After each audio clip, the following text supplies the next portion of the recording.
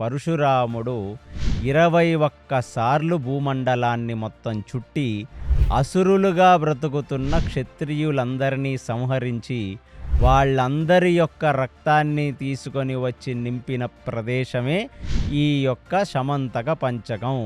అక్కడ వీళ్ళందరినీ చంపి వాళ్ళ రక్తములతో పరశురాముడి యొక్క పూర్వీకులకు తర్పణాలిచ్చాడు ఆయన. అంటే జమదగ్నిని చంపింది కార్తవీయార్జునుడు పిల్లలు కదా, కాబట్టి ఆ జమదగ్నికి దాని ముందు తరాల వాళ్ళకంటే వాళ్ళ పితృదేవతలందరికీ ఆయన ఈ క్షత్రియుల రక్తంతో తడిచిన శమంతక పంచక తీర్థాలతో వాళ్లకు తర్పణాలిస్తే అప్పుడు వాళ్ళ పితృదేవతలందరూ ఎంతగానో ఆనందించి, నువ్వు ధర్మాన్ని మళ్ళీ నిలబెట్టావు, శివకేశవుల ఆవేశంతో వచ్చిన వాడివి, 21 సార్లు భూమండలాన్ని చుట్టి సమస్త దుష్ట క్షత్రియులను సంహరించావు, కాబట్టి ఇక నువ్వు క్షత్రియ సంహారాన్ని ఇక ఆపివేయవలసినది, నువ్వు తపస్సు చేసుకోవటానికి వెళ్ళిపోవలసినది.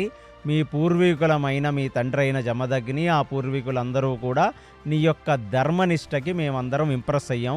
నీలాంటి ఒక కులతిలకం మా యొక్క కులంలో పుట్టడం వల్ల మా 7 తరాలు తరించాయి. కాబట్టి ఇక నువ్వు ఈ సంహారాన్ని ఇక్కడ ఆపేసి నువ్వు వెళ్ళి ఈ యొక్క తపస్సు చేసుకోవలసినది. అంటే ఏ కండపరుశువుతో అయితే 21 సార్లు భూమిని చుట్టి అంత వేల మంది క్షత్రియులను సంహరించాడో ఆ కండపరుశువుని ఒక్కసారిగా శ్రీమన్నారాయణుణ్ణి ప్రార్థించి ఆయన ఇసిరేస్తే ఆ పరశు వెళ్ళి కొంకణ దేశంలో పడిందది. అప్పుడు అదంతా కూడా నాగలోకం. కండపరశు వెళ్ళి పడింది సముద్రంలో.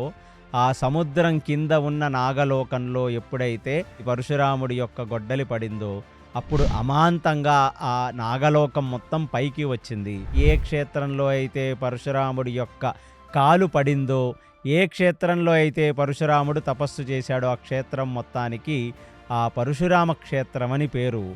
వాటిని చూచే శ్రీకృష్ణ పరమాత్మ ద్వాపరయుగాంతంలో కురుక్షేత్రం కూడా ఎక్కడ జరగాలి, ఎక్కడ దుష్ట క్షత్రియులని సంహరించాలి అని ఆయన మనసులోకి వచ్చినప్పుడు ఆయన ముందు అవతారంలో పురుగురాముడుగా పరశురాముడుగా ఎక్కడైతే క్షత్రియుల రక్తంతో 5 సరస్సులు నింపాడో అదే క్షేత్రాన్ని ఇప్పుడు శ్రీకృష్ణ పరమాత్మ ద్వాపరయుగాంతంలో కూడా ఆ క్షేత్రాన్ని మాత్రమే ఎంచుకున్నాడు. అంటే అక్కడ ధర్మ సంస్థాపన యుగయుగానికి జరుగుతూనే ఉంది.